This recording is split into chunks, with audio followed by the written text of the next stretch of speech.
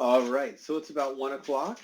Just want to welcome everybody to the space. This is the ADAO Town Hall. My name is Adam Rush. I'm one of the core contributors for ADAO, and this is a space that we do every week for those of you who are joining us for the first time, where we talk about a lot of the issues going on in Cardano, interesting stuff that we see in the cryptocurrency blockchain space, and really, just anything that we think is cool because, we've got a space that we do each week, so we want to have some fun with it. So we're really excited that this week joining us we have Tony Rose. Tony is head of product for Atala Prism at Output Global, and he's going to be talking to us about what they are doing to develop this product that will be providing decentralized identities, and how this can, and then we can sort of have some jamming about how this will fit into a larger framework of how people interact with each other on the blockchain, and how this can be used with DAOs and pretty much any tool that you want to use in decentralized coordination. So Tony, thanks so much for joining us. We're really honored to have you here. Oh, it's great to be here. I was excited by all the activity happening with ADAO this week, and I was listening to a podcast by Schmachtenberger that just got me thinking about things that I've been thinking about for years around, blockchain, crypto economics, and reached out to you guys, and you invited me to come on. So thank you very much. Right on. So why don't you give us some background about the podcast? I was listening to it as well based on your recommendation, and it's pretty big stuff there. Yeah. So, I mean, broadly speaking, my view is governance is kind of the killer app of blockchain. And, going back to Bitcoin, it brought together, a multidisciplinary approach to solve a human coordination problem. And it brings everything from computer science, political science, economics, social sciences to, create this system that can self-sustain itself and be stable. So, Daniel sort of is a researcher that looks at these kinds of problems at a more macro scale, looking at existential technologies like AI and, over time horizons of, 10, 20, 30, 50 years. So I think as we're moving towards really the convergence of identity and layer one blockchain technology with projects like ADAO, it's important to bring in this this type of thinking into the systems we're building because they can have such a positive impact. And also, if built incorrectly, these immutable systems can be hard to unwind at the same time. So that's sort of the background thesis. How did you want to run today? I was thinking, general conversation around, what you normally talk about. And then I could sort of take us through, these books that for me have sort of created a foundation of tools to start helping us have conversations and tools to think about the impacts that this technology can have. I think we're all, especially in the Cardano community, focused on, long-term positive social impact, and that doesn't happen by accident.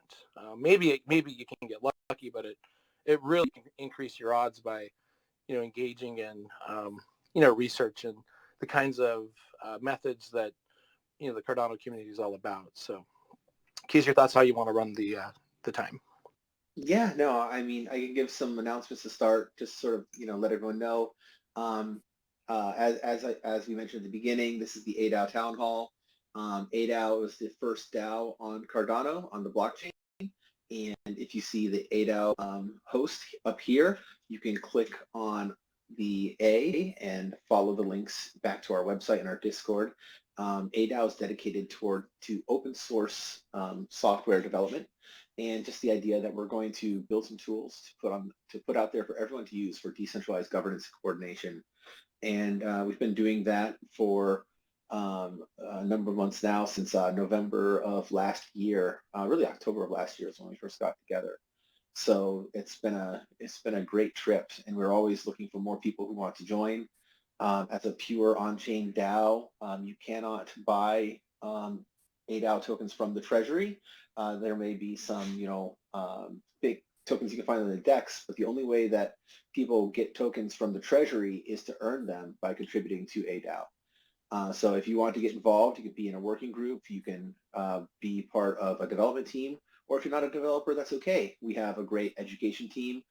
We have a communication team. We're always looking for people to teach other members of the Cardano community how to, increase their skill level in coordination, in decentralized governance, and how to be better members of a blockchain community, because that's what we really care about.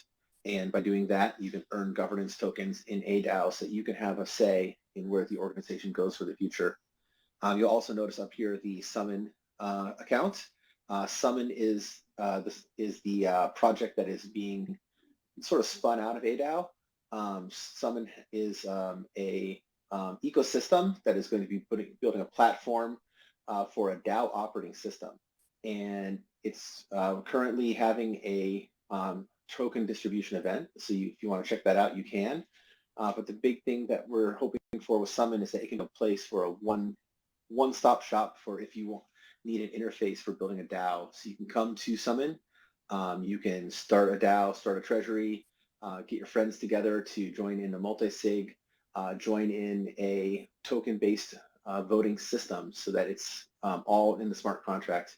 And of course, we'll have extra tools that you can use to then interact with the treasury and other platforms across the Cardano ecosystem. So I can let Riley talk more about what Summon is doing. And yeah.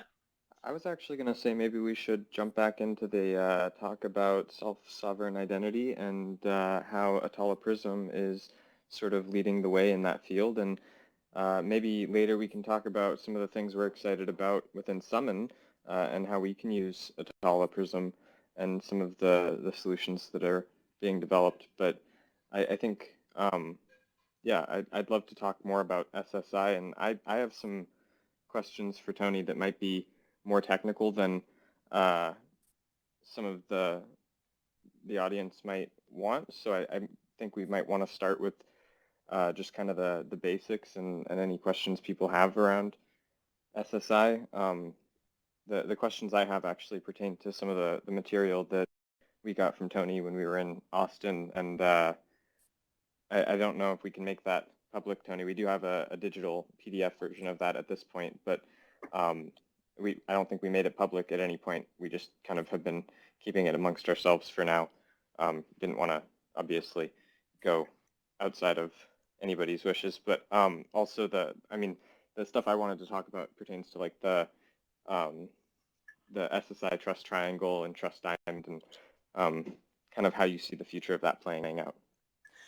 Yeah, let's do that. So why don't we, for the first 20 minutes or so, general SSI discussion, in the spirit of ADAO and sort of the idea that initiated this particular Twitter space. I do want to go through, at least introduce the reading list topics and like why those are, from a philosophical or design perspective, important foundational materials, and just, give people a chance to become familiar with them and maybe talk some questions. So just a bit of background. So I'm currently head of product for Atala and Identity at IOG, and Atala Prism is our SSI implementation. I've been working in emerging technology for over 20 years, sort of chasing the latest, really, in my mind, like the kind of tech that can have mass adoption and impact people's abilities to communicate or have more agency or potential in their lives. I've been researching blockchain for about 5 years,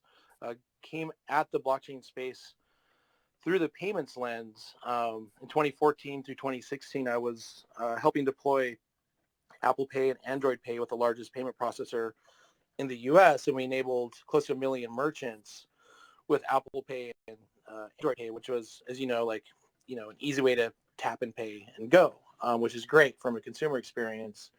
And what I learned through that is the legacy payments infrastructure and the way the money moves around the world is really inefficient. It was designed in the 80s and 90s in some cases, and the merchants really pay a lot of money for what is a simple service, right?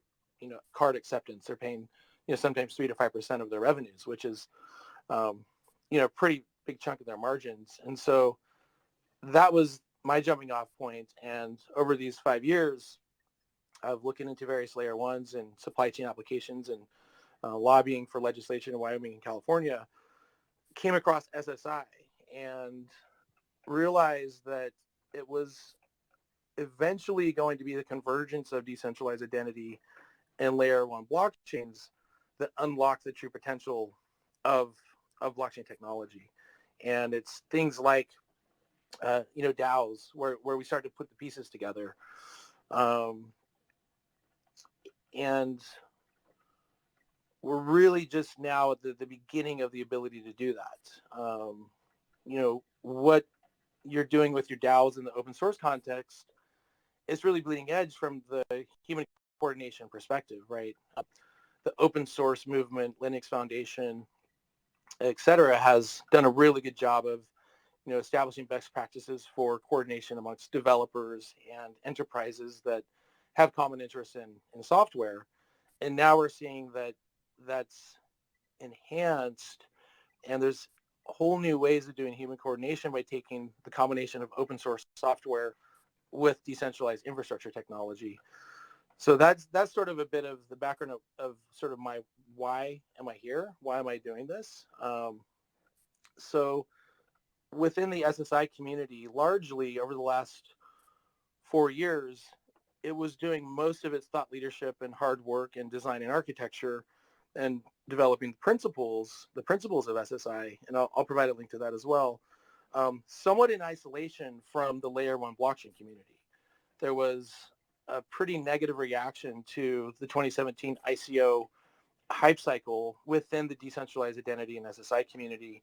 And so there wasn't a lot of convergence or discussions by and between those two communities. So like the Cardanos, the other layer ones communities, and the SSI community researchers weren't really working together. Now that's starting to change, and we're seeing that change, whether indicated by Vitalik's soul-bound tokens, where they're starting to realize identity's really a key problem to be solved, or Jack Dorsey and the Block team announcing Web 5, which is really just SSI on top of Bitcoin. So there's generally this recognition that identity plus layer one blockchain has some magic in it, and we're just starting to see the kinds of things people are doing by putting those two together. And I believe that within the Cardano community, we've got more of the right sauce to do things that have more positive social impact.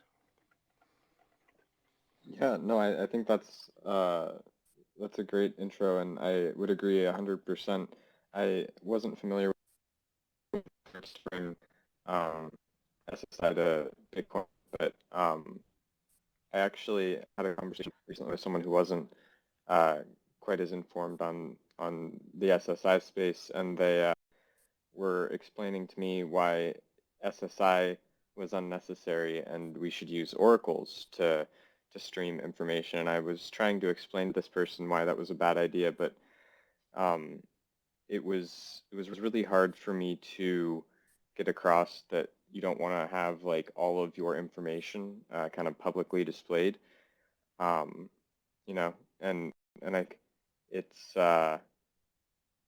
it's an interesting point of conversation. I also am not 100% sure how Atala interacts with the layer ones, because from my understanding, Atala is a blockchain agnostic solution. Yeah, let me jump in, because that's quite a bit right there. So fundamentally, SSI is an architecture that provides privacy by design, data portability. Now, the ways that can be used could be for price feeds in an Oracle context, for smart contracts, for DEX. It can also be used for a person to own, hold, and control their healthcare records, their financial records, their social graph, and then selectively share it depending on the context of that person's needs and wants. At the end of the day, very simply put, SSI gives an individual the ability to own, hold, and control their data, just like they can own, hold, and control their crypto. Now, how does that interact in a layer one smart contract context? We've not yet figured it out. So it's one of the key areas we've been working with some of our, you may know about the Prism Pioneer program, and the graduates of our Pioneer program, we bring them into our incubator that's called the Atala Astros, and it's one of the things that one of our Astro teams that's working on a scholarship smart contract for students is kind of zeroing in on that point. It's how can you have a smart contract that, I sort of term it is identity aware, meaning the contract in and of itself can verify and then make a decision based upon it. We're not there yet. We're moving towards that kind of abilities. Within the Vassal hard fork, one of the things we were excited about was the Bitcoin cryptographic curves, because right now Atala is using those, I forget what, ECD something, and that would have been a step towards layer one smart contracts able to verify cryptographic signatures of a credential. So things like that that are highly technical that start to move us in that direction. We've also been having pretty interesting conversations with the Charlie 5 team about, maybe there's a way to take credentials which, are digitally signed data objects that are under the custody of an individual, and in some way use the Oracle architecture to, feed that data into a smart contract to give us, fully decentralized identity-aware protocols like DAOs. But you could imagine many other use cases.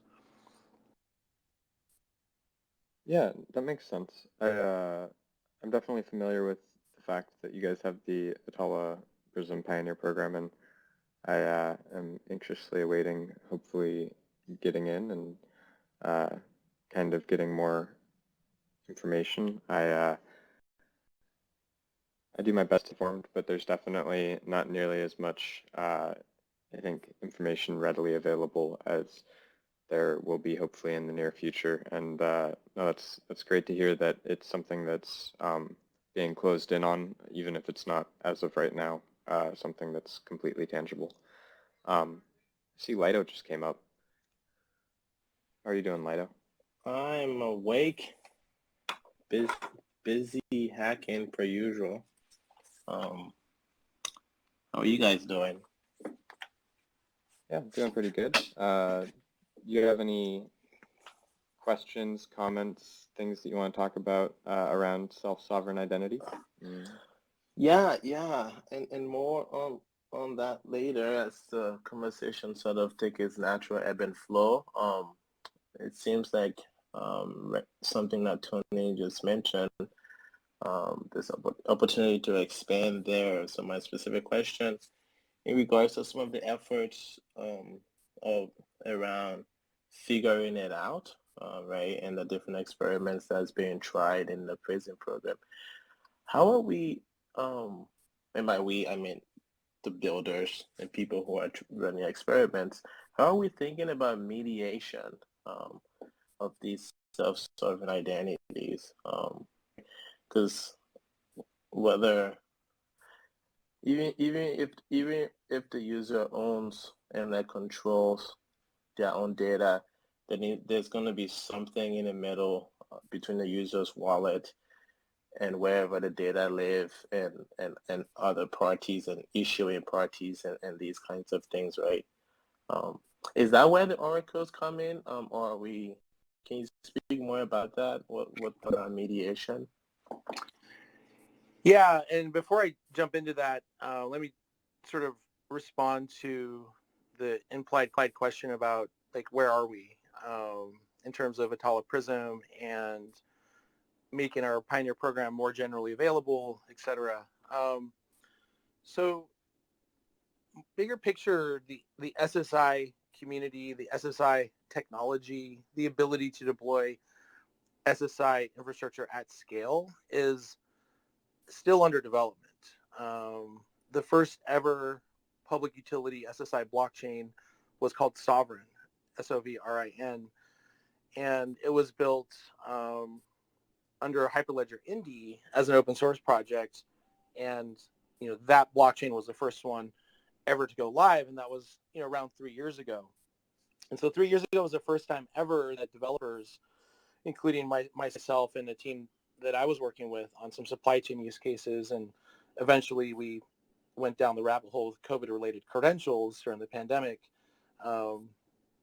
And with that COVID test result use case, we ended up putting together the Good Health Pass collaborative and creating the first ever sort of design and architecture and governance framework for how you might do something that's a really hard problem, where you have authorized testing labs all over the world, authorized under their local health department jurisdiction, and then you have people arriving on airplanes, from any point to any other point. And how do you trust a test result upon arrival? It's probably the hardest design problem you can think about. And what the SSI experts, through that 6-month initiative with Good Health Pass, sort of realize is you need these things called trust registries that are centrally maintained by a trusted party of some sort. So in many identity use cases, there's always going to be some aspect of trust of a third party, right? Like, you need the medical board to authorize who's the doctor. The DMV authorizes who's licensed to drive a car or a commercial vehicle. And it gets interesting when you look at cross-jurisdictional acceptance of a person's identity. And you can bring down the friction involved in, skilled workers moving in and out of different jurisdictions, whether they be electricians or otherwise. And there's these things called trust registries that enable this movement and this trust to, convey across ecosystems. And so there's really, and when you go through our Pioneer program, we sort of introduce these high-level concepts of, top-down ecosystems where you have these trusted parties conveying to an individual their identity in some way, like you are a doctor. But you also have these bottom-up new potential that SSI uniquely brings to the world. This is why I put that book in there, Identity and Biometric Systems in Africa, because in that book they cover all the different ways governments in Africa over the last 50 years have tried to deploy top-down identity systems, and what you find is there's always a shadow identity system, like no matter what you do. And this is where the shadow identity systems in the past have been relegated and forced to effectively create fraudulent documents. With SSI technology, you now give people tools to create their own trust networks from a bottom up. Now, when you think about a bottom up trust network, even in an ADAO context, there's always the recurring pattern of member recognition. So there's always onboard step where a member gets recognized. And so you always end up with some form of centralized system that does this member recognition piece, even if it's decentralized across existing members.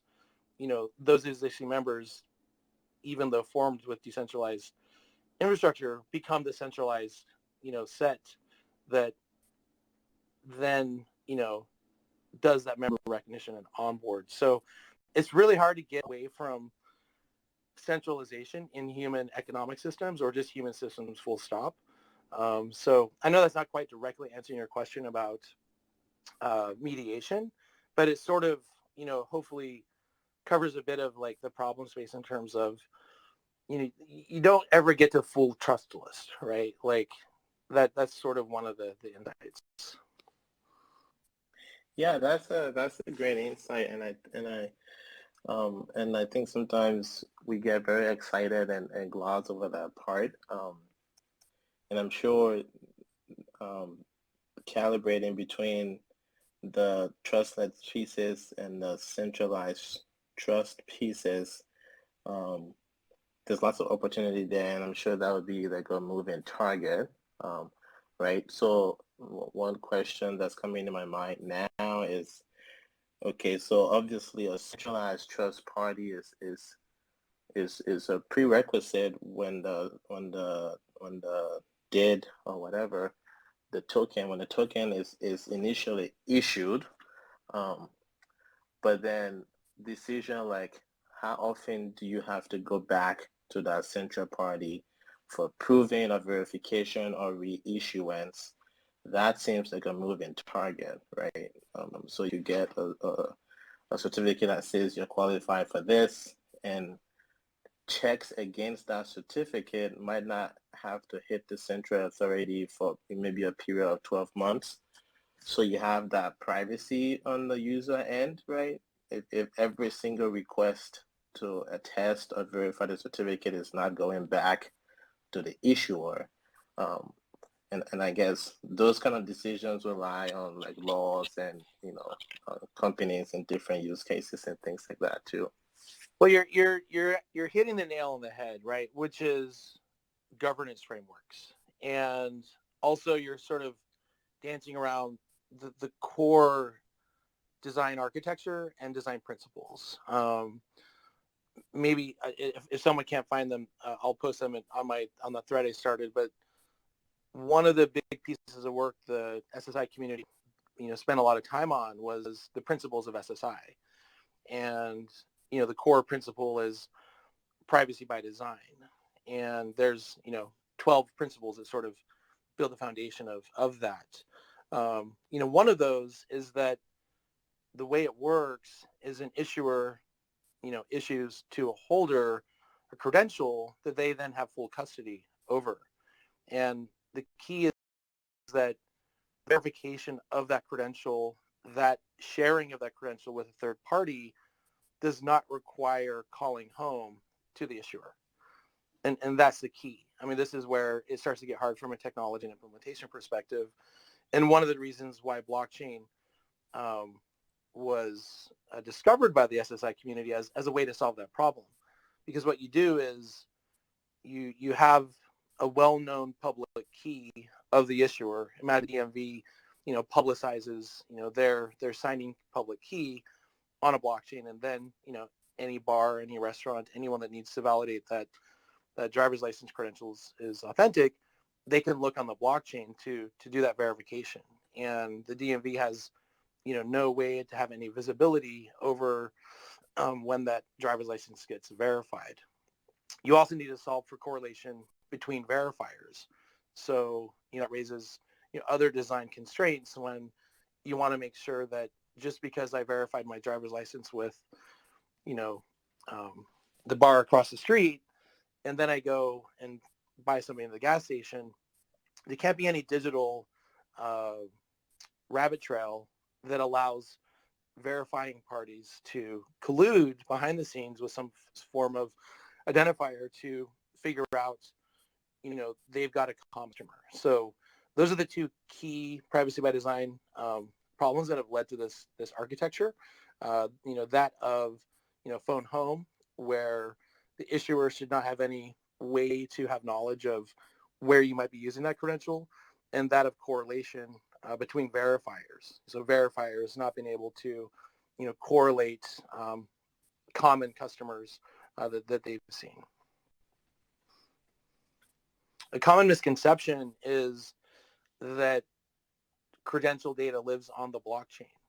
The only thing for an SSI design to, be privacy by design that needs to live on the blockchain is those public keys, those well-known public keys of the issuers.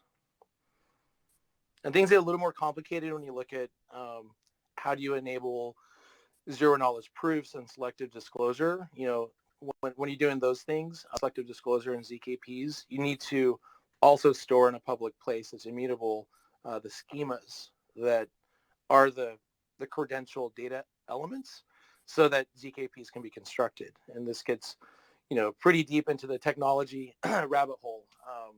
But if you get into looking at like anon creds, and you see that credential schemas are on the blockchain, it's like, that's why. It's because it enables privacy by design interactions.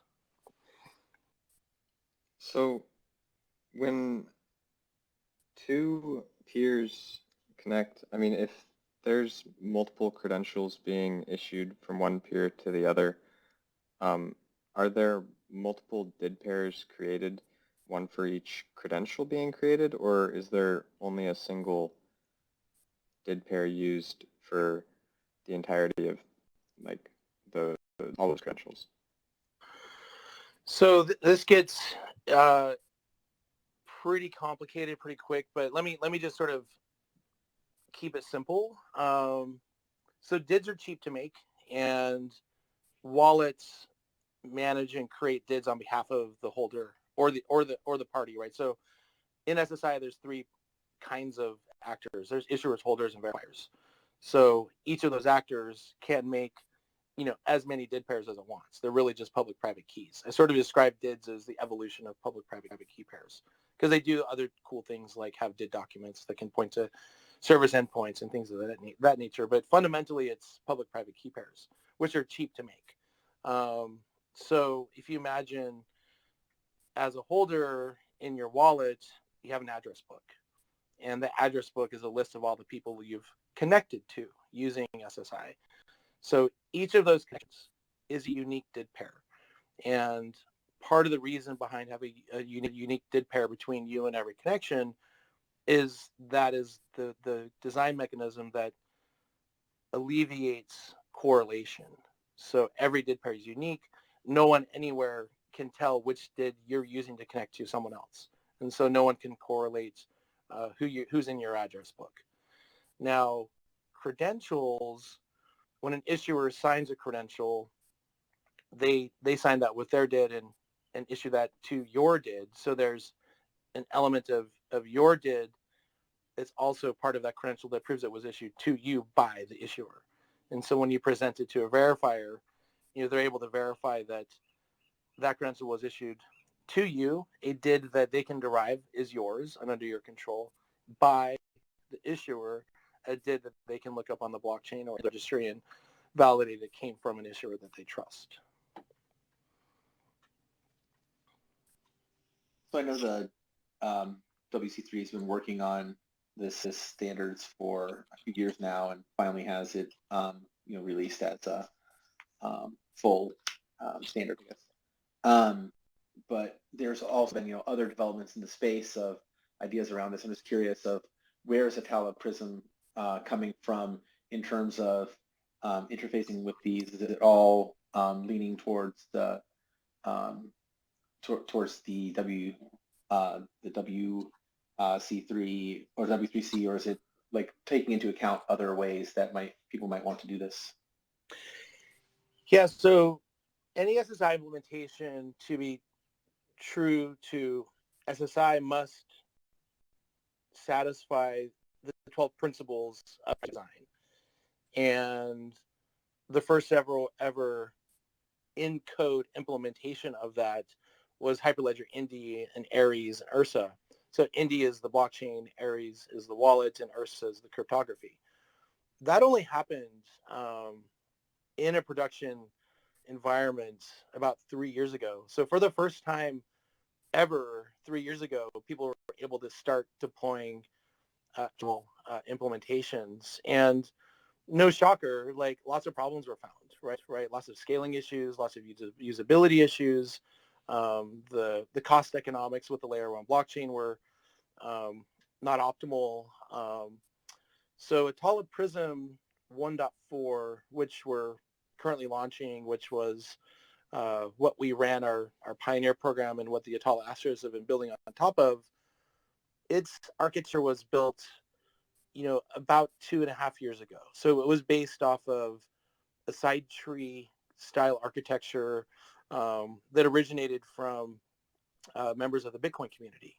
So it's a slightly different approach to doing credentials than the Hyperledger Indy approach. And there weren't standards, right? W3C hadn't published their work. So where we are today is not standard on the credential formats. We are privacy by design. We sort of check all those boxes. And where the SSI industry is right now is sort of at the early to mid deployment phases of I sort of think of as wave 2 implementations.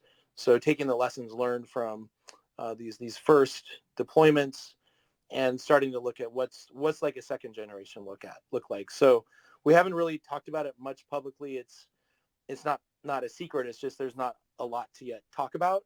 But we are working on Atala v2, and this is fully standards compliant with the latest W3C recommendations, both anon-creds, which give you zero knowledge proof capabilities, as well as JSON-LD creds, which gives you selective disclosure.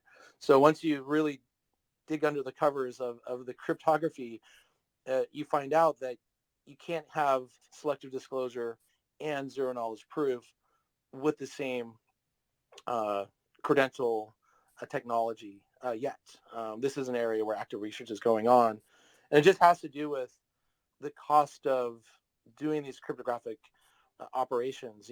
ZKPs are very, very expensive, and in a privacy by design architecture system, trying to get ZKP and selective disclosure at the same time is really hard. So the state of the science right now is you can have anon-creds, which gives you ZKP, or you can have selective disclosure, but not both at the same time. And so, a lot more detail there than you asked, but hopefully it's helpful. Atala v2, our target is to start rolling this out through our Pioneer program towards the end of the year, and make it generally available, in early Q1 2 of 2023. And we're launching Atala 1.4 for prototyping experiments, these kinds of things. One thing I really try to drill home with our Pioneer program is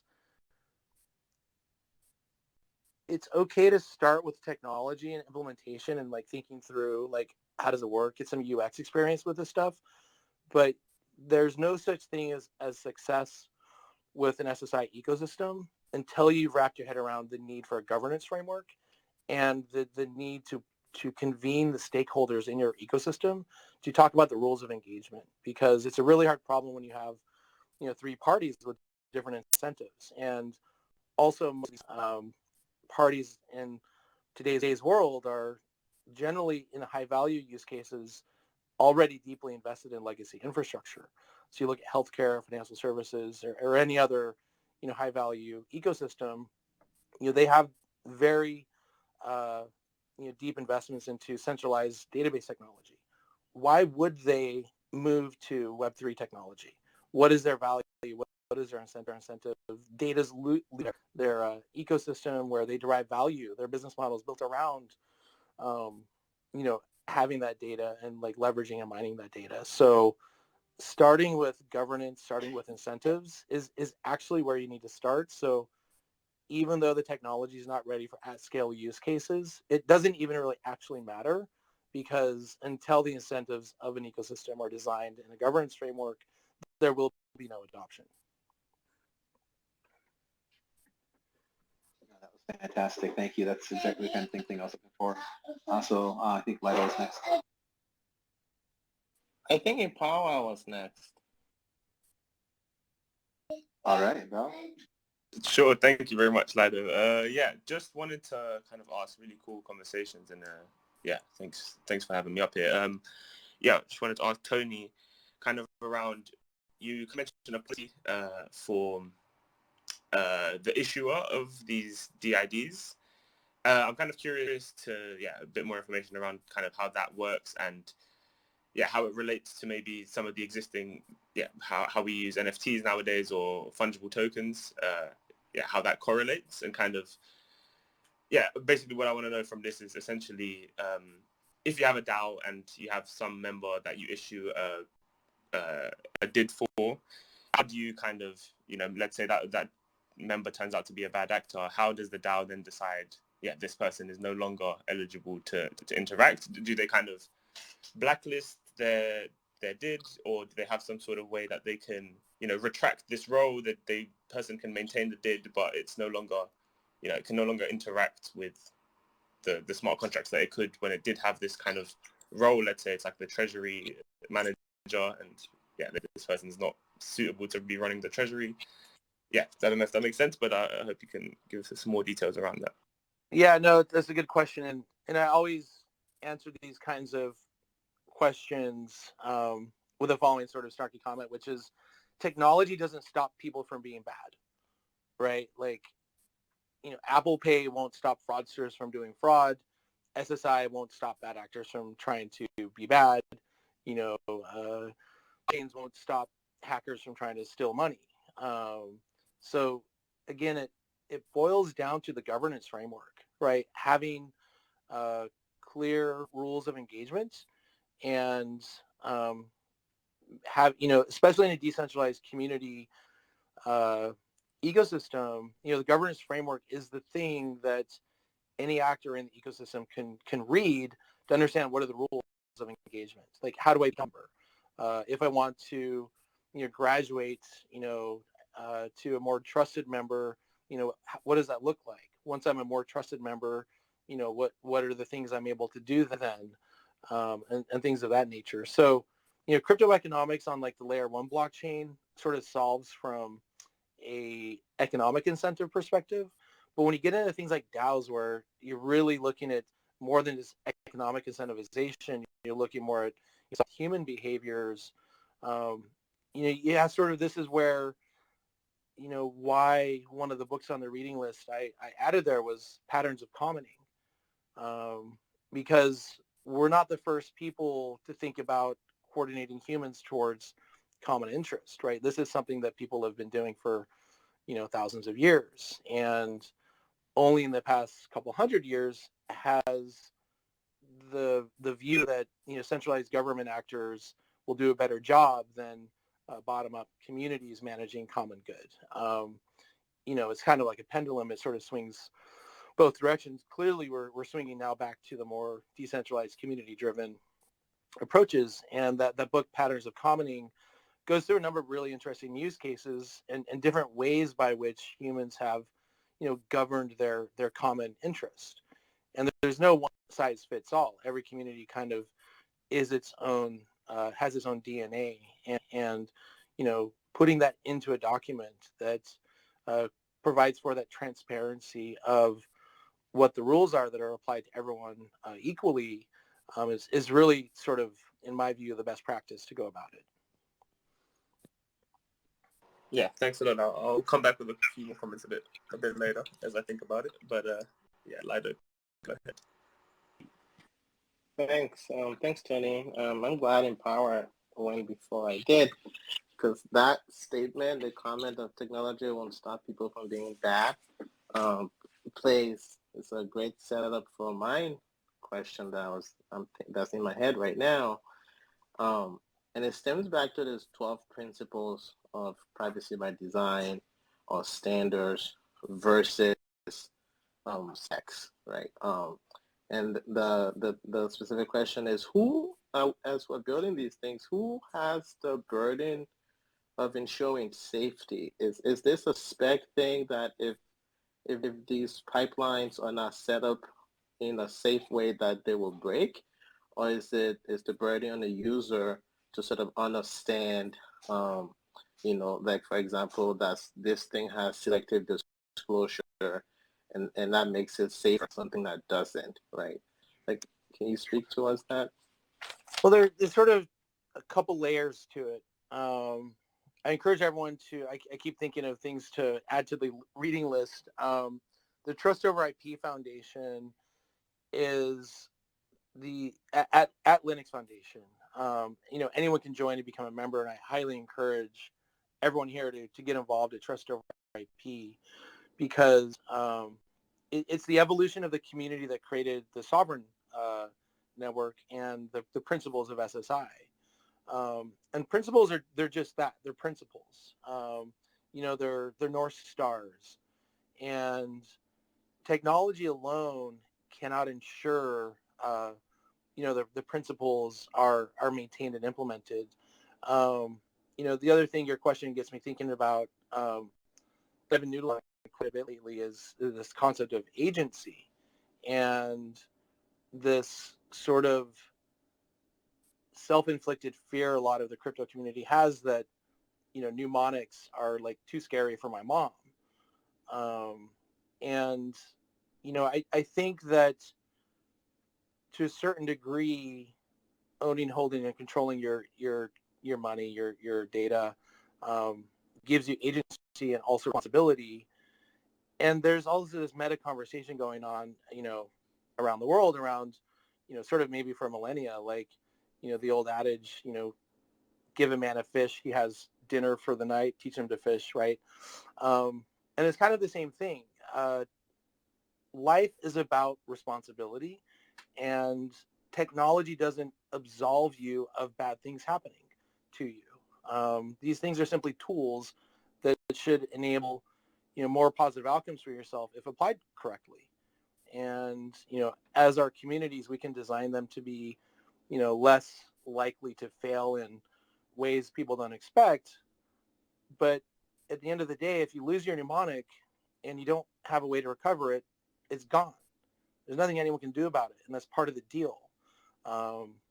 Same thing with, as we transition to a Web3 world and people want to take more custodianship over their data, it comes with additional responsibility of understanding, what that means, but also the additional agency and, reduction of friction in your day-to-day interactions that you get as the benefit. Now, before Web3 technology came about, there wasn't a choice, right? You didn't have the choice to be in complete control over your social graph.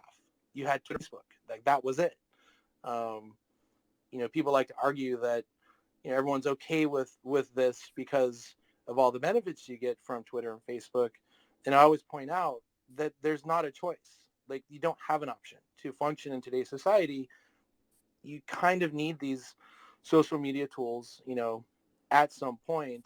And, people do live without them, but, then you don't get to participate in cool Twitter space conversations like this. So to answer your question, governance frameworks and, apps and good UX, absolutely, we should, work hard to make those as good as possible. And we can't lose sight of the fact that we have to also message that this comes with a certain amount of personal responsibility. And that's the deal. If you don't like it, that's fine. But we're not going to guarantee that you won't lose your mnemonic, for example.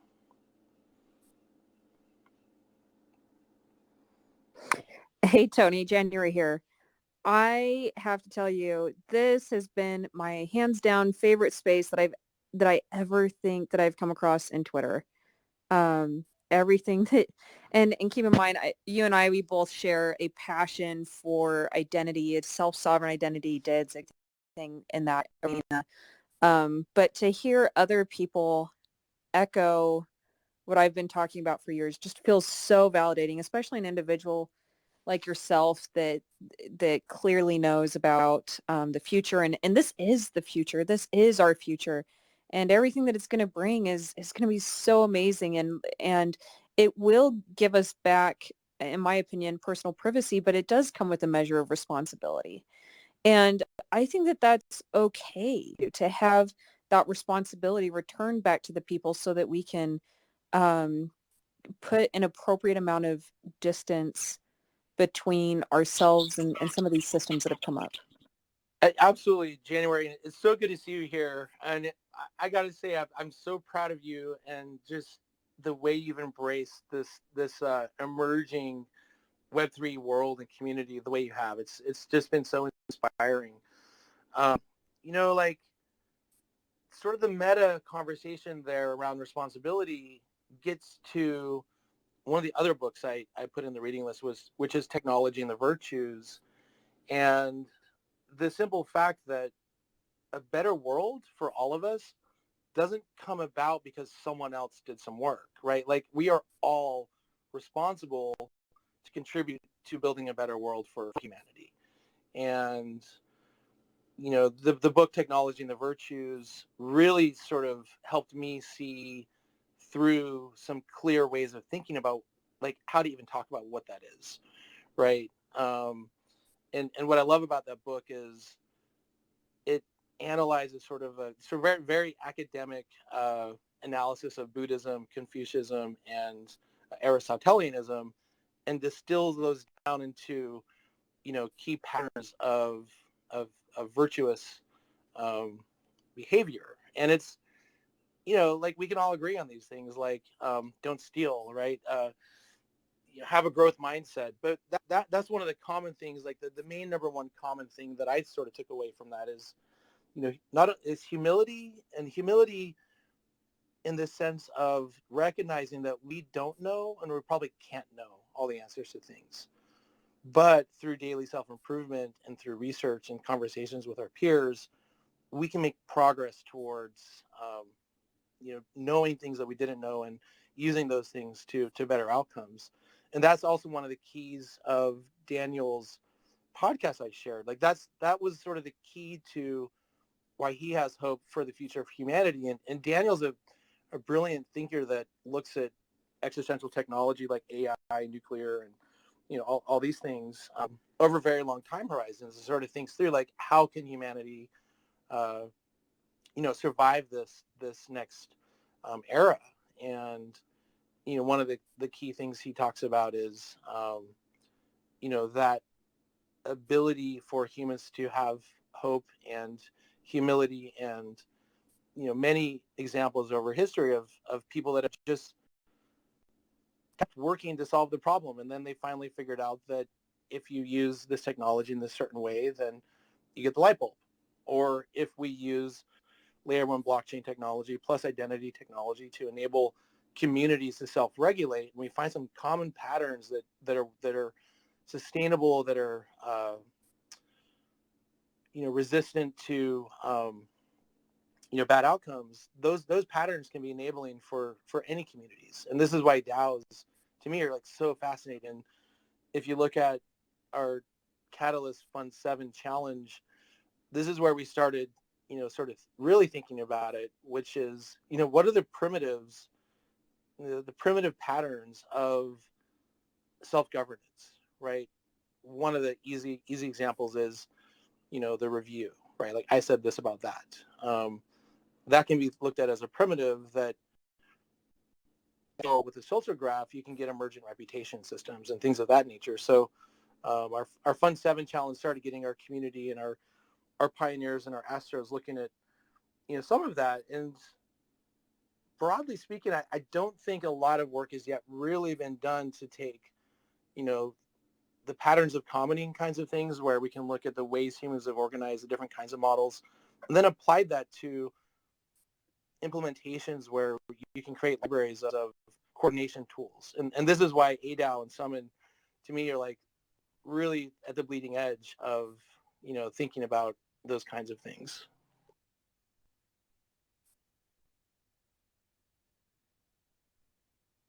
So beautifully stated. Every time, sorry, I'm just over here fangirling on over everything that you say. So I'm going to keep enjoying this. So what I have a question around, as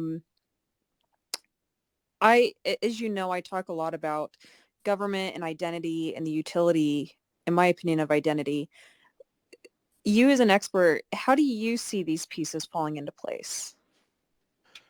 So I urge caution in moving slow, doing experiments. Part of the reason I put that book, Identification and Citizenship in Africa, in the reading list is that looks at, government identity systems over the past 50 years in various countries in Africa and the bad outcomes, or the mediocre outcomes.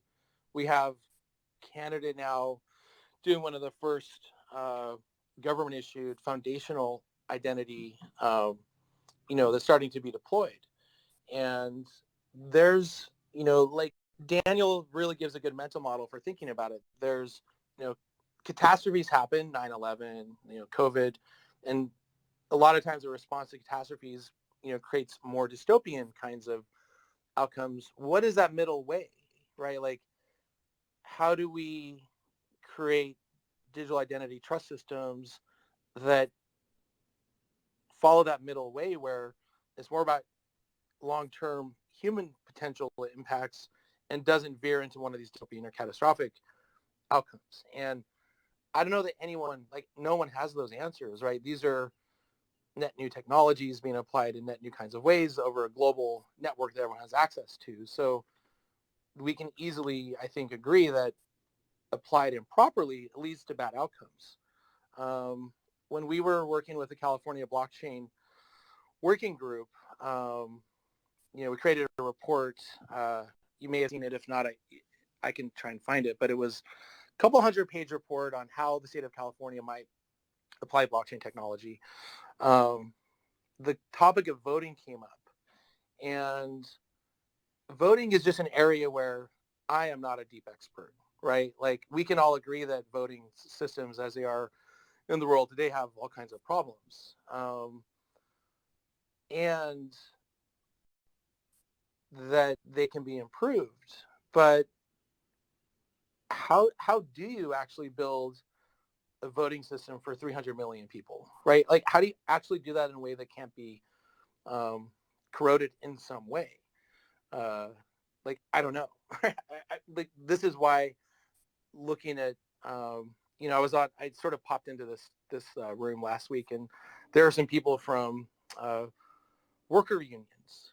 So, we have to start small. We have to start small, run experiments, learn how they work, bring in experts that have been social scientists and experts of democracies and voting systems, to the discussion. And that brings us back to, governance frameworks. And when for example, when we did the governance framework for COVID test result credentials, we had 100 people that were contributing from public health, from government, from technology, from the airline industry. And, that allowed us to do a better job. So it's things like that, right? So if we were to say, let's build a democratic voting, system, who are we talking to about the way it should work? How are we going to deploy it in a way that we're learning whether it's having the kinds of outcomes that we want to have, things of that nature, which is part of the reason that, Daniel, someone that's been an advisor to IOG and to Catalyst, because that's what he does. Like he's, an academic researcher, in these topic areas, and he thinks there are solutions, but he's also aware of some of the pitfalls. And I know Mihaela's in here in the room somewhere, and she refuses to create a Twitter account. So hello, Mihaela.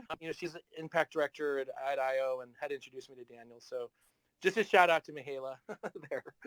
I wish she could jump on and talk, because she could definitely add some color to that point. So, Tony, one of the things that was mentioned in the podcast was how these tools, the way I think Daniel put it, was the tools that are causing the catastrophes and the dystopias can also be used to have good effects, empower people. And it kind of touches on, I found that to be correlated with what you keep coming back to about giving agency to people and how these tools are meant to give agency to people. And I just keep returning to, the fact that I think that letting people have that agency to make decisions on how they are going to, govern themselves and how they're going to have a voice in their systems is so important, because you can, just anecdotally speaking, and I'm sure if we can just easily find all the literature too in political science. When people don't have agency, that's when we have a lot of breakdowns, right?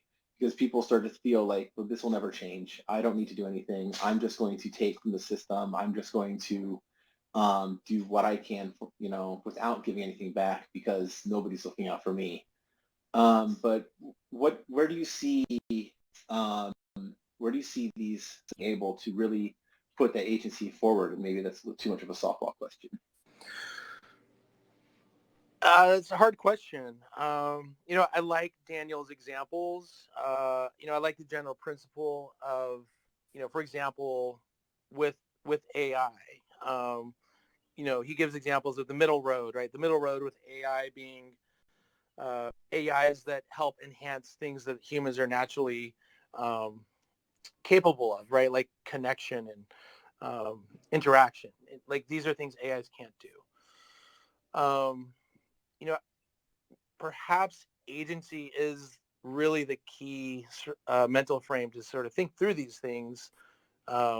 Just had a thought that maybe dystopia is the removal of agency and catastrophe is the destruction of agency, right? So perhaps the mental model is how do we optimize for positive utilization of agency? I don't know the answer to that question. It's maybe like the question, right? I'm glad that we landed on a philosophical question. I'm going to chime in real quick, just because this can take a tech side conversation, like Riley pointed out at the beginning, and I absolutely love where that goes. Being much less technical myself, I like these philosophical discussion, emphasis on the kind of socio-political. So I like some of what was brought up as far as the concerns that are necessary when you're building tools. And I think, Tony, you brought it up earlier when you said that a lot of the legacy systems, a lot of the people who have been building in the traditional systems, they already have a lot of stake in a particular industry, a particular company, a particular technology. And so there's less room for move something like blockchain, despite what it promises as far as decentralization. And when you proposed this chat, of course, we wanted to dive deep into that whole focus of catastrophes and dystopias that you just brought up. Because autonomy is a word that I think about when I think about agency. And it seems like we're coming into a time period of an age of autonomy where you can really move things around and do things for yourself. And I will say that I have friends who are more than willing to forego their own autonomy simply to get the luxury of not having to learn the technology. And they're young and they're savvy with technology for the most part. But they're like, wait, I have to download a wallet and memorize mnemonics and write these things down, and there's additional agency, et cetera. So agency definitely factors in. But I love the ways that this conversation can be looked at. The meta crisis, I think, definitely needs to be defined. And so one of the things that I was interested in this chat was talking about what is the meta crisis, what are the attractors that are part of the argument that was brought up in the video itself. And you know how we do things at the ministry is definitely text-based and grounded in the argument. So, I got my notes here, but I love where the conversation's been going. Shout out to Genki, shout out to ADAO and everybody at the part of it. Shout out to you and Walker, for doing what you're doing with NFTs and your whole campaign, etc. Hell yeah, man. Thanks for having us up, bro. And we're honored to be invited to join in on the conversation because, we do like to go down that philosophical road with it to bring a deeper insight into the thing, because it's definitely more nuanced than a lot of people, like that, don't want to learn the technology or don't want to know the ins and outs of why these things are important, especially at a fundamental level like government. I think I love I forgot who said it, the pendulum thing, because we definitely on a good hand, right, and definitely be cognizant of the pitfalls that can happen while you're building these different tools.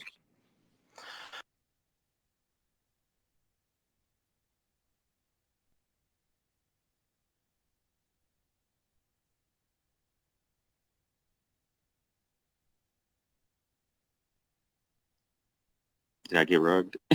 No, I don't think you got Oh, I'm rugged. sorry. I was like, hold on, shit. No, you're That's good okay. here. I'm not sure, Genki. I think we all got the sentiment, but I didn't hear the question, at least if there was one, and maybe there wasn't. But if there was, do you want to restate it? Maybe that's what happened. No, I think let me riff on that a little bit. So agency is not so much about like someone's willingness to get over the hurdle of writing down a mnemonic and getting a wallet, right? That's just the first step, right? Where it starts to get interesting is this technology then enabling net new agency, like for individuals that never had it before. For example, in a DAO, once I become a member, there might be things I can do to become a more trusted member that then gives me more ability to take actions, right? So those actions then can be looked at as, because I'm more trusted, I have more agency.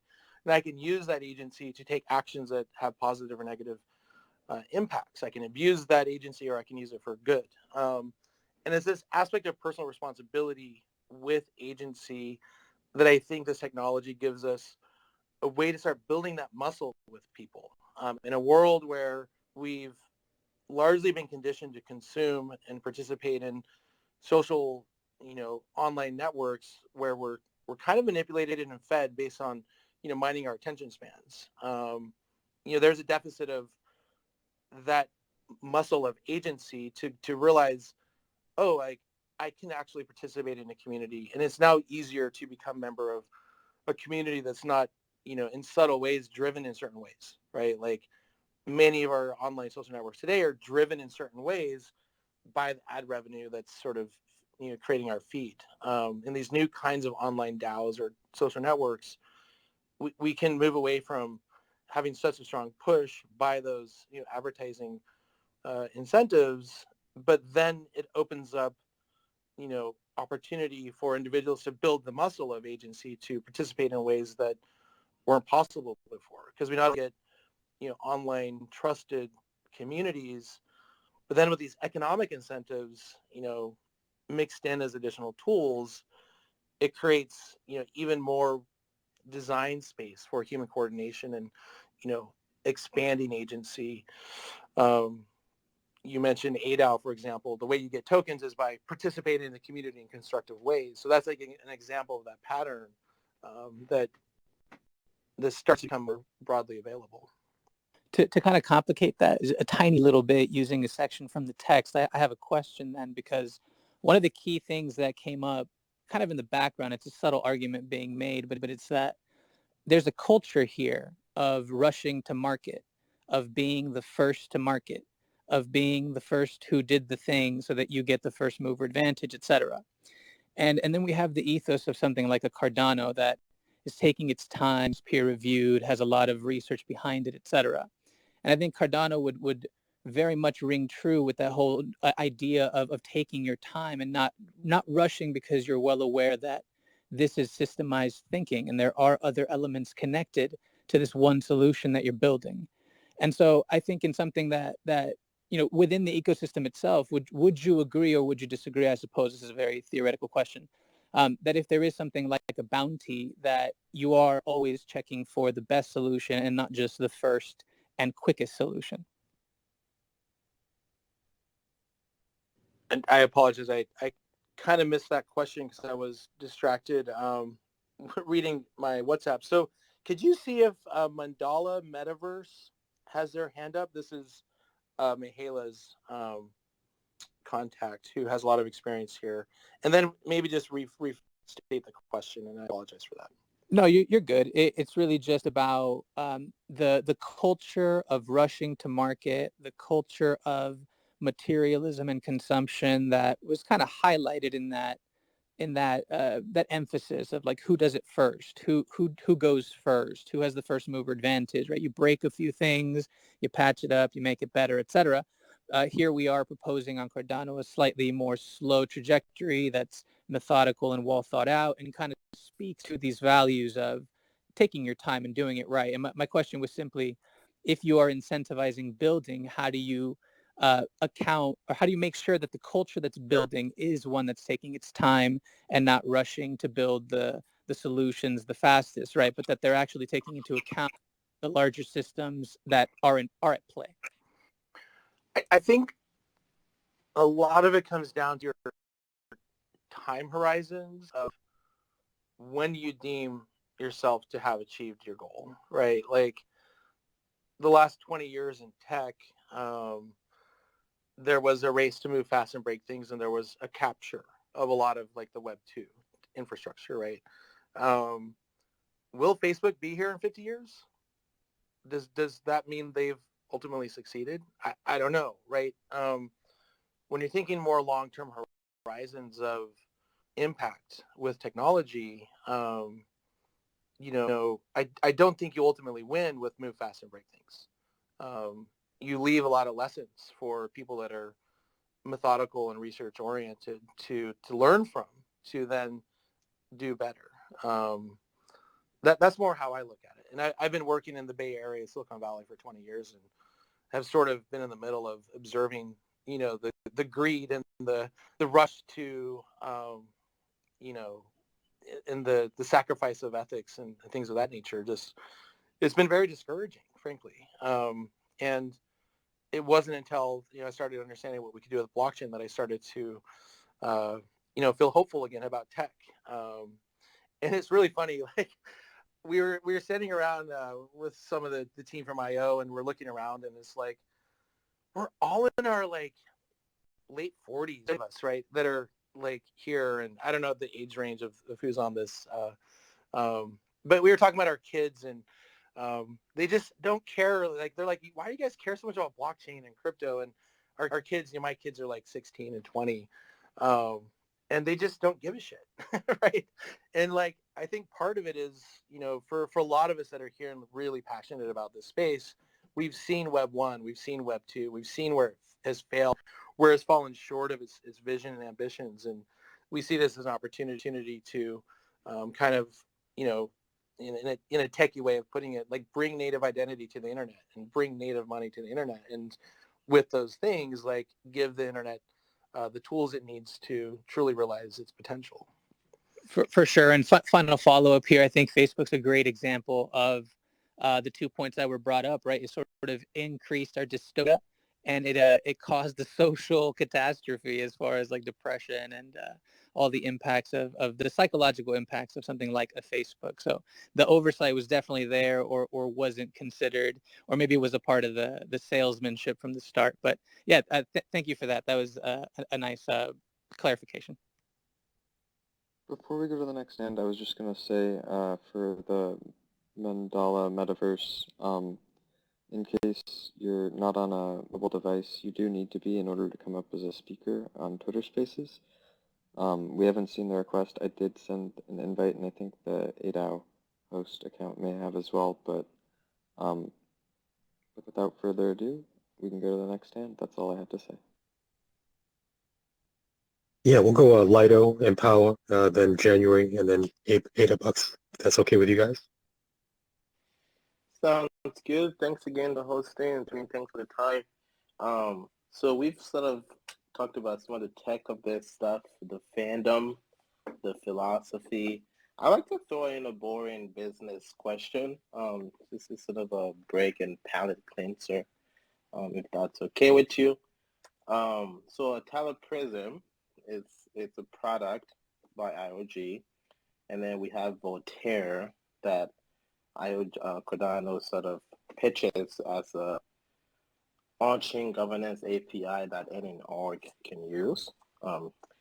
It seems like in most contexts, any org wanting to use Voltaire tooling when it comes out, or when we have that, will also need some sort of DID solution. I could be wrong, but it just seems that way. Do you see any like inherent conflict of interest with Atala Prism versus the Voltaire stuff that's happening on chain? So Voltaire is on the Cardano roadmap, and Catalyst is like the early experiments of, learning, like how might you even approach something as ambitious as Voltaire, right? Ultimately, I think generally the realization that SSI is an integral part of any kind of on-chain governance solution, like, is becoming recognized. As I mentioned earlier, with the Ethereum soul-bound tokens, my view, that's somewhat misguided. It doesn't generally solve the identity problem. It has some aspects of solving some of the challenges. And then with Block and Jack Dorsey talking about Web 5, which is really just SSI and Bitcoin. So I don't quite get the conflict of interest question. I think one thing I'll point to is one of the reading items I put in on my Twitter feed is a research paper from IOG, where they evaluated all of the layer 1 block governance systems, and without exception, every single layer one blockchain system today solely leverages tokenomics to achieve some governance. There's not yet been anything researched or put into production or even a POC where you try to look at how do we leverage both tokenomics and identity systems to achieve better governance systems. So, this is where we are, right? This is why ADAO and Summon to me are so fascinating, because you guys are pushing us to the point where we can start looking at how we might do that. If I can clarify just a little bit, what the conflict of interest question is coming is that Cardano and the Voltaire tooling is strictly part of the architecture, the framework, the operating system, the stuff that lives in open source, whereas Atala Prism is a commercial product. One of the biggest criticisms that the Linux Foundation gets is that they sort of put energy and support behind open source product that has a direct benefit to the corporations that sits on the Linux Foundation board. So just drawing that same parallel is sort of where that question was coming from. Yeah, I mean, it's an interesting question. I would sort of, make the following observation. Cardano doesn't run for free either, right? Like, you want to submit a transaction on Cardano, there's a fee to be paid. Now, is there a way to create a DID and SSI solution that runs on top of nodes and sort of decentralizes the ability to offer SSI as a service? There is. I mean, there's a design and an architecture out there that someone can go and do. With Atala Prism, the product I'm in charge of, IOG is a for-profit company, and they spend a lot of money on building enabling infrastructure and must derive revenue in order to continue as a business. So by the time we get to the actual implementation of Voltaire, which we're not there now, right? So like where we are right now is Catalyst is like an experiment that's being run to learn like how do you even do this kind of thing. There's also work going on with the Cardano Foundation. They hired Dirk, who was one of the founders of the Linux Foundation, to help move the Cardano and the Cardano technology sort of in that direction. As we've seen in the latest recent activities in Cardano, it's a community. This SPOs, IOG, Cardano Foundation, Mergo, like it's not going to necessarily always be this directed by fiat roadmap that IO controls. For all we know, by the time Voltaire starts to be built, the community's running the build of that with Catalyst and hiring proposers that create the solution the community wants, right? Like there's not a definite way that things go towards Voltaire, and Atala isn't necessarily getting that business, I would say. That's a good observation. Thank you. All right, Empower, do you want to go next? And then we'll go to January after that. Sure, yeah, thank you. And then also just want to echo what January said. It's definitely been one of my favorite Twitter spaces. Very cool conversation. I wanted to kind of link back to the governance structures and systems that you were talking about, Jenny. And I was kind of wondering, it's a two-part question, but I guess very related. What does Atala, the team behind Atala, need from the community? And kind of how can what should the community be looking at? Is it kind of similar experiments or structures to Catalyst, or specific ones for their projects that aren't like kind of generalized and just any project can kind of leverage this system, but it's something that's very specific so that you guys can build on top of that. That's kind of my question. I'm curious to know. No, that's a really good question, and I think we've captured what is needed, like for everyone, right? For everyone to realize the benefits of SSI, for Atala to have more customers, for ADAO to have more tools, for more use cases to be making their way to production at scale more quickly. If you look at our Fund 9 challenge proposal, it basically is, we want to fund teams to go out and start convening their stakeholders, start having conversations with who they think the issuers, holders, and verifiers are, of their credentials for their use cases. Because the technology is almost the easy part now. Like, we're getting to the point where SSI technology will very soon be available at scale. And what's going to happen is all these teams build this really cool use case and go like, look what we have.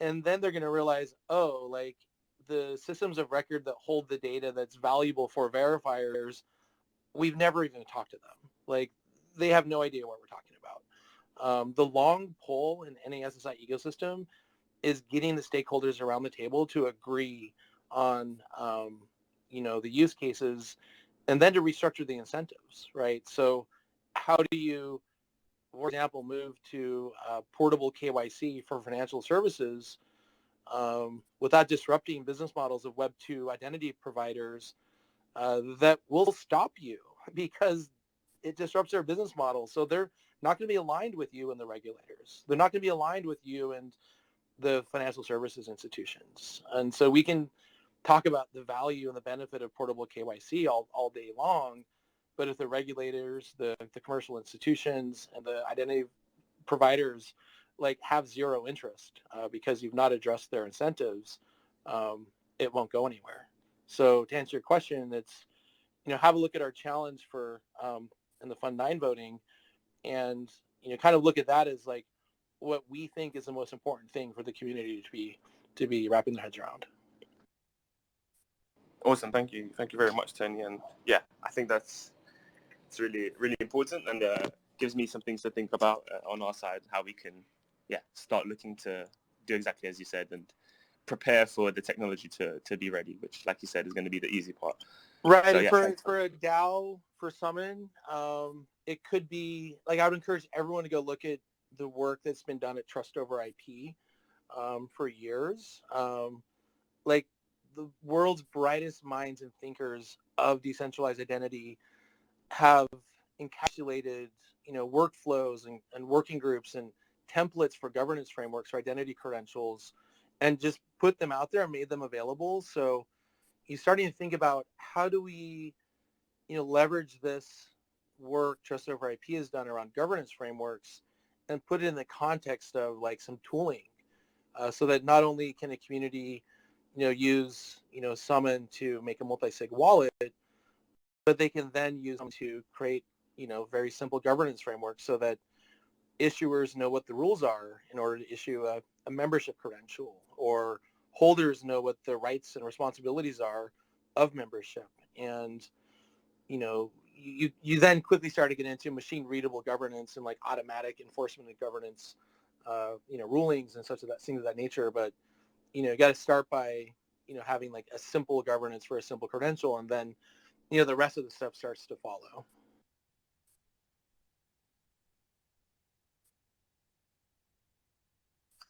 All right, that's fantastic.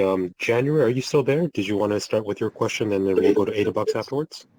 Yeah, absolutely. So this is probably more of a thought comment, and then, Tony, feel free to echo anything that you have here. But I've found that speaking to what we lose in terms of privacy, like personal privacy, has been much more monumental than just talking about, your data on TikTok and stuff like that. So, for example, like in terms of healthcare information, we truly don't have a lot of personal privacy in terms of healthcare. And talking about what we stand to lose if the government just has access to anything and everything about you could be quite devastating. And I never really believed it on that level before, but I'm definitely seeing some legislation proposed that concerns me on that level.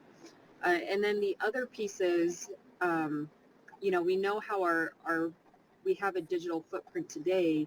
When we start to go within the metaverse and everything that we are, and our complete essence and how it interacts with these digital spaces can be essentially tracked and logged and used to, say, access your house in the future, maybe say access your bank account. I think that it's that behavioral biometric aspect that really concerns me. But what do you think about that, or like how do you connect with people when you're talking about these items in terms of bringing them into the fold and helping them understand?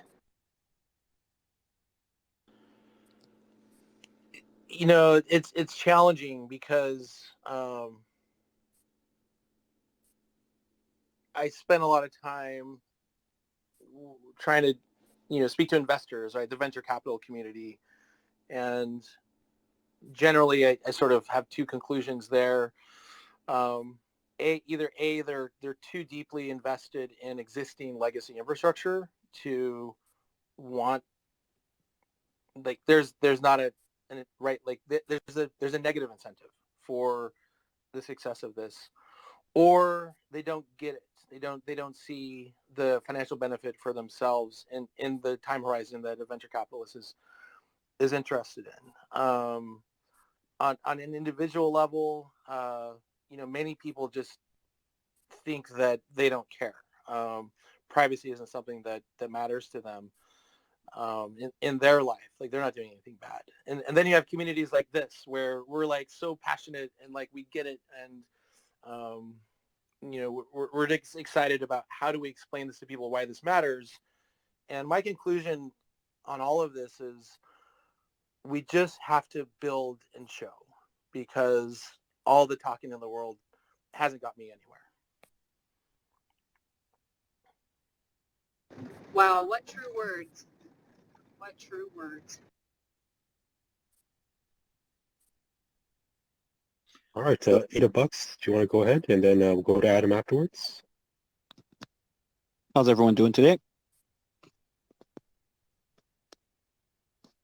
Hello? Doing good, thank you. Yeah, we hear you loud and clear. Okay, sorry I joined a bit late. I'm not sure if this was asked or even covered because I only just started scratching the surface. But I was wondering what's the difference with the ADAO token and the Summit token? It seems kind of similar. Sure. So, just briefly, I'll say that ADAO is an open source, or is an organization that's dedicated to open source software development, and the ADAO token is just given to people for governance of the organization based on their contribution to its mission. The Summon token is a project that has sort of emerged from ADAO to commercialize the ADAO repositories as well as other things on the Cardano blockchain, so that people can have a one-stop shop for decentralized governance and coordination. So that's kind of the what's going on here. Yeah, and I don't want to take over the combo, but that was pretty good. And yet, it's like Adam said, ADAO is an open source project, right? It's for the past year been building openly the foundation, right? Including the first standard we're implementing, which is Agora, including roundtable multi-sig wallet, stuff like this. And it's, again, open source. Some dApps are even live. And any developers can easily use this. We don't charge for anything. We don't sell tokens. It's merit-based. But it's not easy, right? People coming from Ethereum, even Cardano developers, even the ones building these complex protocols don't have the time to build out this foundation themselves. So Summon's making it easy, right? Summon is supposed to be just the easiest way to leverage all these tools without needing to be a developer yourself or being able to offer it as an API. Yeah, and that actually leads into the thing that I wanted to talk about, which is why I got involved with ADAO and why, I really got involved with the Summon project too, which is that, I'm a big believer in the idea that, we have this great experimentation when people are allowed to make little groups. Little groups that can try things out. In the American founding, it was sort of said that one of its strengths is that we have, laboratories of democracy in the various states and levels of government in the United States. And I sort of see that as being a DAO thing on Cardano. If we have different DAOs that can utilize SSI solutions, can utilize different tools that they can be interacting with Cardano systems, then we have all these little laboratories, all these different groups that are, trying things out, perhaps perfecting different techniques, showing people how things work, and they can, sort of like say, like, hey, we've become specialists in this. Let's teach you about that. Hey, we've come up with this new thing that we want everyone else to try. And that's, I think, one of the most exciting things about having Atala Prism come to the DAO space is that whether they're using, ADAO tools or Summon tools or another tool set completely, or not, they're not even, in Cardano, they're in another space. If they're using SSI type of things, they're going to be advancing that those lessons are going to be applied to real world systems in the future. Yeah, I'll just jump off that diving board a little bit. I mean, it's a great question you asked. What is an ADAO token? How do I get it? What can I do with it? Right? I'm sure anyone new coming to ADAO or Summons like ask the same question, right? And like that is the purpose of a governance framework, is to have a common mechanism and a common vehicle and a common best practice for answering those questions about online communities when someone wants to participate as either an issuer, holder, or verifier. I would encourage, for ADAO, look at taking the best practices of the SSI community, wrapping a governance framework around what you're already doing. By doing that exercise, you'll start to see how SSI tools can start to plug in and provide even more capabilities, to the community. So it starts to evolve into a system where it's not just about you getting a token for an action. You layer in, DIDs and credentials. You can, have far more robust kinds of memberships that can evolve, with different kinds of participation, and the design space gets overwhelming quickly. So keep it simple, right? Like have like 3 layers of, like for example, I have a question about ADAO. It's like, okay, who makes the decision? Like, do I get some tokens because I came on and like gave you an hour and a half of my time? Like, I would argue, yeah, like I should get some, but like maybe not. Like, I don't know. Like, what are the rules? Where are the rules, put down so that there's, fair and equitable application of those rules?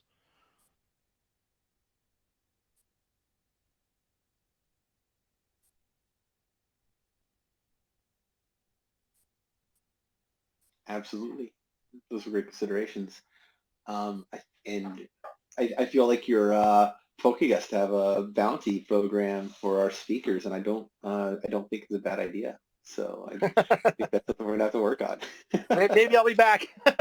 Yeah, you're gonna find out what our bounty program is, and Yeah. you're gonna vote to be invited again.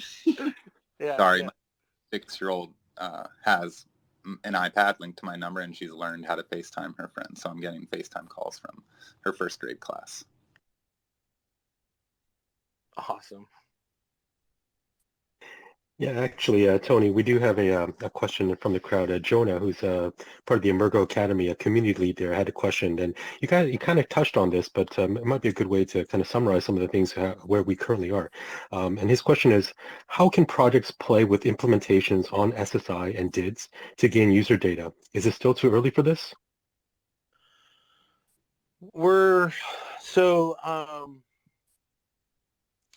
There's open source tools available. Hyperledger, Indie, Aries, Ursa, those communities have, tools that I believe are running on the sovereign mainnet, right? So there's that. And kind of as I was speaking to earlier, we're starting to move into like the second generation of enabling infrastructure for SSI. And, this will be there, over the next 6 months. It'll start to become more and more widely available, especially within the Cardano context, right, with Atala Prism V2. We will be announcing our next iteration of the Pioneer program fairly soon. We've run 500, pioneers through the Pioneer program. And of those 500, roughly 30 people are now working full-time on SSI things within the Cardano ecosystem. So we're pretty proud of that conversion rate from like Pioneer to full-time contributor. And also keep an eye out for, we're talking to Book Token about doing something with the with a reader, just to make it more widely available. We haven't made the Foundations of Decentralized Identity course reader generally available yet, because we wanted to make sure it had gone through some, review cycles, and it will be coming more generally widely available. You likely got a copy if you came to Consensus, or we distributed some copies in Panama at the blockchain event there, and we've been translating it into different languages. So now the Foundations reader has Spanish, English, Japanese, and Swahili. We haven't wanted to make it widely available without deploying it in addition to the availability of a course in a community to talk about these things, because it's so important to learn and build a community and ecosystem that is aware of the conceptual framework of SSI, that we do it together and we bring other people along for the ride, right? Just sending out a PDF that people read and maybe don't think about that much, I don't think gives us the same level of potential impact as it does if we release it as part of a pioneer program where we invite cohorts to come and think, talk, build together. So that's sort of the rationale behind how we've been deploying this information, and also wanting to deploy it in such a way that you can come into the pioneer program with a cohort and have tools that are actually available to start building and deploying these things at the same time. So that's a bit of the cadence and the sequencing and how we've been thinking about rolling out these programs. Yeah, and if I may, I do this every week, so it might get tiresome to hear, but I just want to encourage yourself, Tony, and not just you, but anyone who thinks this is interesting or thinks they have an idea, to propose it, right? Because that is how we do things in ADAO. You don't have to hold tokens to join the community, join conversations, and propose ideas. And if it is, if it makes sense for the ecosystem, it makes sense for, our mission, then we all, vote and agree to create a bounty, lock tokens into this bounty and issue them. And that's how, the people who continue to do that continue to sort of direct, right? Like you said, those rules, and they're always evolving. So yeah, please, anybody, always feel encouraged. Any way you can. There's a million people you can reach out to in the server, Twitter, anywhere. We're always, happy to see that. So in the spirit of promoting action, the NFT conference in Las Vegas, I think CNFT Con, probably many of you are aware of it. If not, check it out. It's the Cardano NFT conference. I think it's in October, but we're going to be pulling together, and we have been sort of pulling together in the background, the Cardano SSI Alliance, which would convene, wallets, DAOs, exchanges, NFT minting platforms. There's, kind of loosely following what we saw the DeFi Alliance do within the Cardano community.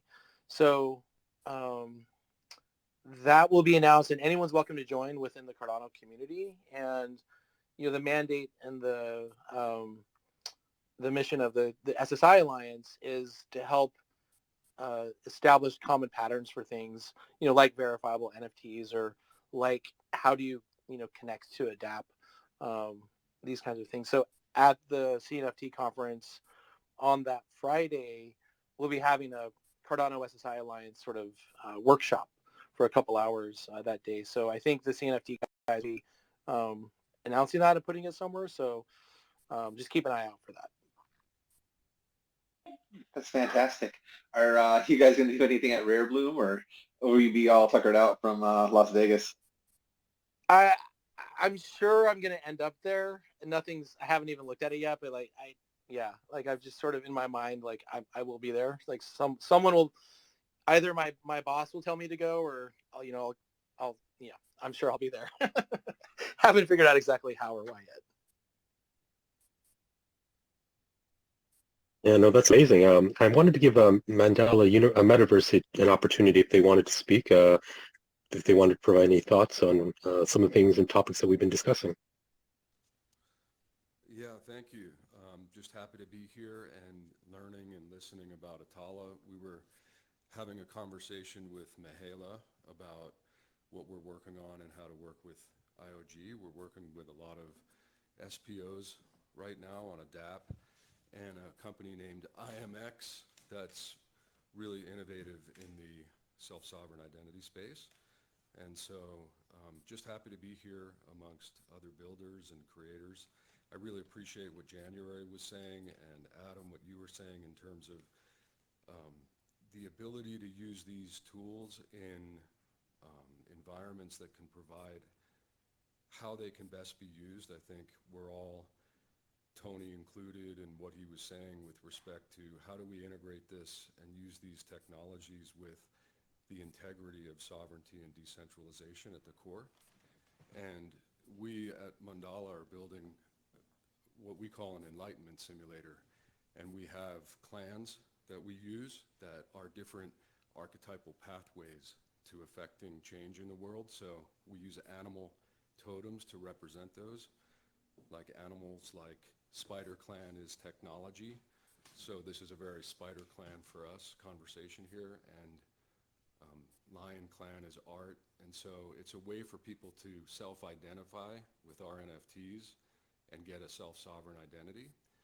But then what we're really introducing is the value of human consciousness in the economy and how we can use DAOs potentially and self-sovereign identities within our clan systems for participants to create different examples of governance and different experiments, like you were saying. So just happy to be here and to be part of the community. Thanks for mentioning IMX. We love those guys, and they've been a big part of helping establish the Cardano SSI Alliance, as well as creating SIP 66, which we collaborated together to, propose a common way to do verifiable NFTs. SSI, like I sort of commented, some people think we're competitors. Our competition's legacy infrastructure, right? It's not other Web3 builders. SSI truly is a team sport. There's like lots and lots of work that needs to be done. IMX they're a great team.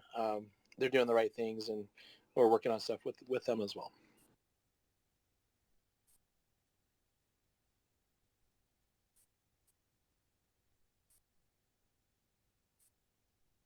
Yeah, I mean, me personally, I just can't wait to see some of these ideas come into groups like, Atala, ADAO, there's so many others, and really catalysts, right? Really start to experiment with these, what did you call them, Adam? Laboratories of democracy. Is that what you're asking? Yep, I'm loving it. Yeah, I think it's amazing. I think that's what I want to see. I think that's how we get to the best. That's how we find these best practices, find out what works, what doesn't. I think Cardano's done a great job at that, right? The power of hindsight. And so, Tony, if someone wants to be integrating with Prism, if other organizations, other technologies within Cardano want to integrate with Prism, how do we do that? How do we get involved? Yeah, go to atalaprism.io and register for our Pioneer program. Also, we haven't publicized it yet, but we have a new blog where a lot of foundational information about SSI is being published. And, right now the answer is the Pioneer program. That's where you get access to Atala Prism 1.4, the Pioneer environment where you can build using that. And as mentioned, we're working on Atala Prism v2 that will, provide a more modern API microservices-based approach to scalable SSI enabling infrastructure. Long way of saying be patient. Well, no, I think that's great. I think the Pioneers program is really important. I think any project really interested in offering or using something like that, should definitely have at least a couple people that are like, just focusing on that, really digging into the research. Yeah, absolutely.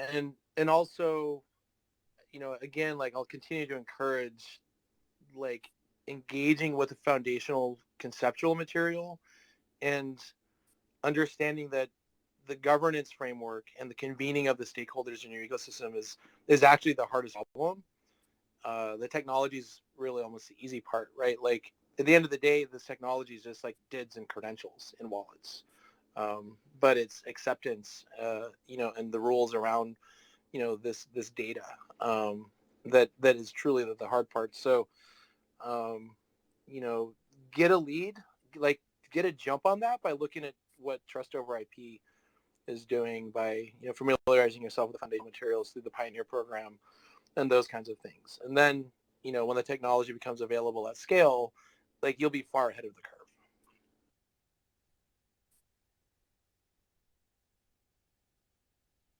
No, that's fantastic. And I think we're wrapping up. We don't have a lot of questions left.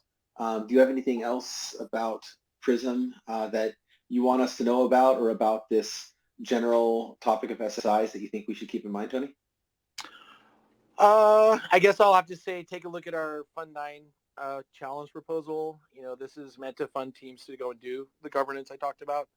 And then, I just want to encourage more of these kinds of conversations, because, having long-term positive social impact with our technology doesn't happen by accident, right? It requires us individually to, have agency, and then use that agency with discipline.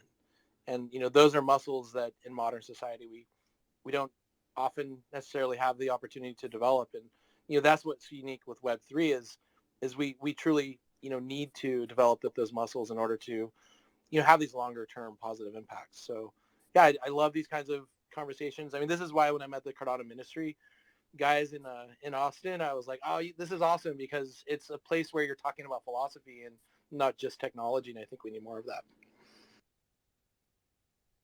Yo, thank you for that, man. And we're up every Sunday, 8 p.m. So anybody's free to join us. We might actually just carry on this conversation tomorrow. All right. Well, thank you so much to Tony for being our special guest.